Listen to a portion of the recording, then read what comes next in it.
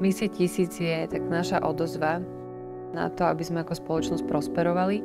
A keď chceme prosperovať ako spoločnosť, potrebujeme sa postarať o to, aby v spoločnosti každý jeden z nás mohol prosperovať, bez ohľadu na to, kam sa narodil. Misia začala ako dobrovoľnícky program a pokračovali sme vďaka partnerom projektu ako Nemocnica Spišská Nová Ves, takže babice sú zamestnané, pracujú na oddeleniach nemocnice a pracujú zároveň v teréne.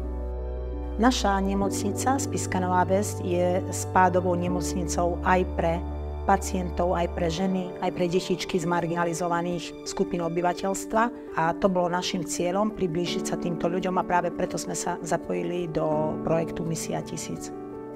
Babice sú odhodlané ženy, ktoré sa rozhodli, že zmenia svoj život a zmenia život aj ostatných okolo seba. Keď som tiež z osady, vidím deti, ktoré žijú v ťažkých podmienkach, mám možnosť to zmeniť. Dať im niečo také, čo si budú pamätať navždy. Znamená to pre mňa veľa, že môžem byť nápomocná tým mamičkám. Ak to pri pôrode alebo po pôrode.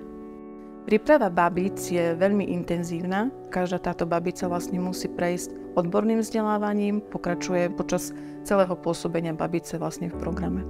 Vzdelávame ich jednak poskytovanie prvej pomoci pri štandardných životohrozujúcich stavoch, ale zároveň pripájame aj problémy, s ktorými sa najčastejšie vlastne z tých marginalizovaných skupín na tiesňovú linku 155 obracajú ľudia, že si nevedia poradiť. Školíme na to, aby si nabrali sebavedomie, zvládnuť extrémne situácie, čo sa týka zlyhania zdravia. A našim cieľom hlavne, aby sa nám to dieťatko narodilo zdravé. A keď nebudeme mať zdravú matku, tak nebudeme mať ani zdravé dieťa.